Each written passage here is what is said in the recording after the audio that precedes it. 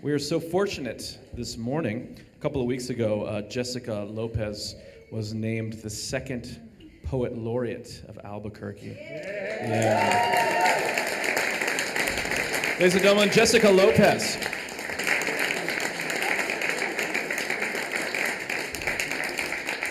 Good morning, Sunday Chatter.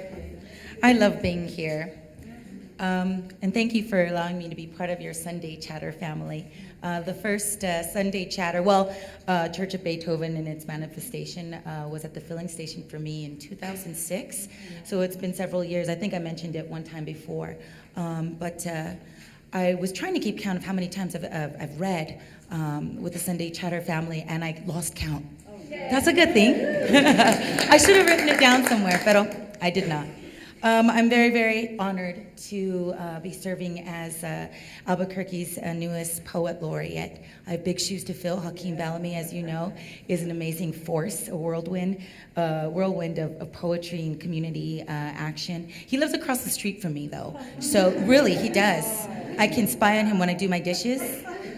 And so if I ever need any help, I can just knock on his door. So today I brought 3 poems for you. These various poems throughout the years have been published in local publications, Mouth by East Review by Gary Brower and his crew, as well as Adobe Walls, Kenneth Gurney and his crew. And I really wanted to honor that kind of local publication community today by bringing these pieces. Sometimes you see me up here and I do memorized poems, but today I'll be reading for you. So my first poem is called Instructions for Daughter, and it was actually written in the back seat of a car several years ago when I was on tour with a couple of poets. We started off in Austin, ended up in Chicago. I think we went to something like 7 states before we headed home. And I wrote several poems in the back seat of the car because I can't drive stick. And so that was cool for me because I got to write a lot. This is Instructions for Daughter. My carcass is full of knowledge. Eat it. Pick bones clean like glittering toothpick. Fashion me banjo. Incinerate only feet. Carry left in breastbone pocket, right sewn inseam dress pocket. They will guide you. Invoke the finger bone, far left pinky. Slip silver ring from it and swallow it whole. Drown it down with wheat beer awash in orange rind. This my joy, this my talisman to you. I have a legacy of veins. Forget them. They are a meandering river. Erosion claims us all. Breasts will melt away skin, nail bed. The puncture of the mouth will melt away. The femur is the longest mile. Admire the way they danced. Now, bury. Silence their choreography. Now, make own. Take time with ribcage, my lighthouse of breath. Don't look for splintered tree of left lung, sister twin tree of right. They flew away first. Take 24 biblical bones. Keep them familial. Sleep them to dream in backyard garden. Speak to your roses. This is me. Daughter, do not bottle soul for milky elixir. Let best of what I was dissipate. Make honest living letting go. Keep photograph of hands in slim box beneath bed. Quilt cover them. Wait 4 or 40 years. Wait for my death age. Open box. Inside 2 brown-breasted finches will wait. Let them hold gaze. Fly free. Rest your heart heavy here. I am there. And we are the same. Thank you.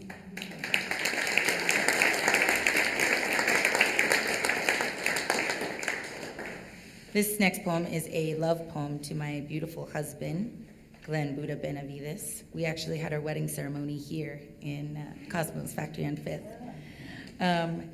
I went to write my vows, and I thought, I already wrote my vows in a poem, so I'm going to excerpt myself for the vows. And again, this poem was written in the back seat of that car during that trip, so a lot can get done when you don't know how to drive the car, your friend's car. Here's my fish-shaped heart. You've earned it. Here are my thoughts untangled from my ear and cast over you like net.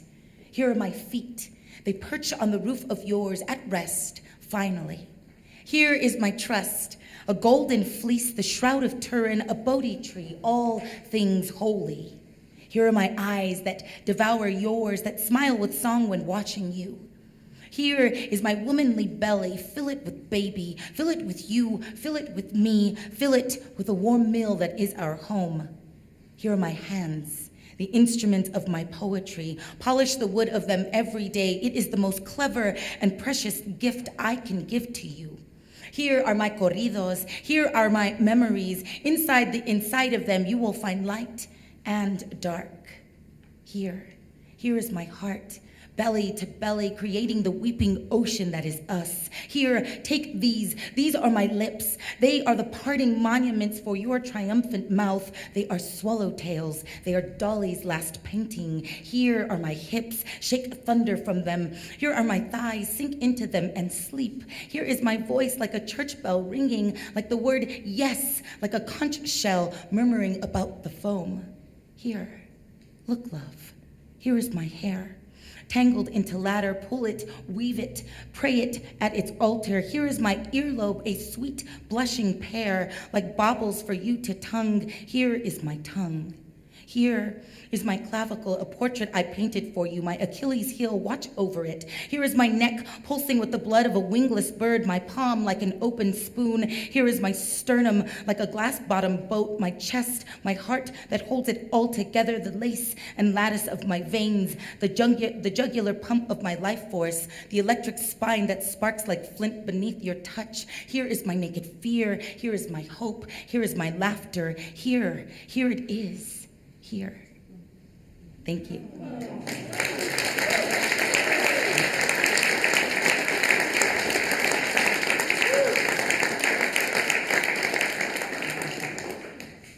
And this is the last one. And this is also a love poem of sorts. The love of being a teacher and the unconditional love that comes along with that. And it's called Santuario de Guadalupe. It's dedicated to a group of students that I worked with several years ago.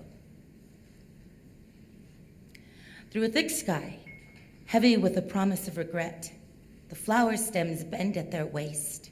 Green knees snap between the fingers of ink-stained boys who are men growing into their skin.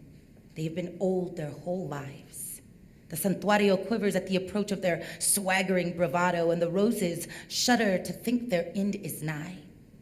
I would like to hope La Virgen has forgiven their future transgressions. I shield them from nothing. As their teacher, their mentor, they ride their youth like lightning. I herd them like wild horses, and they stamp their hooves to create thunder in the ground.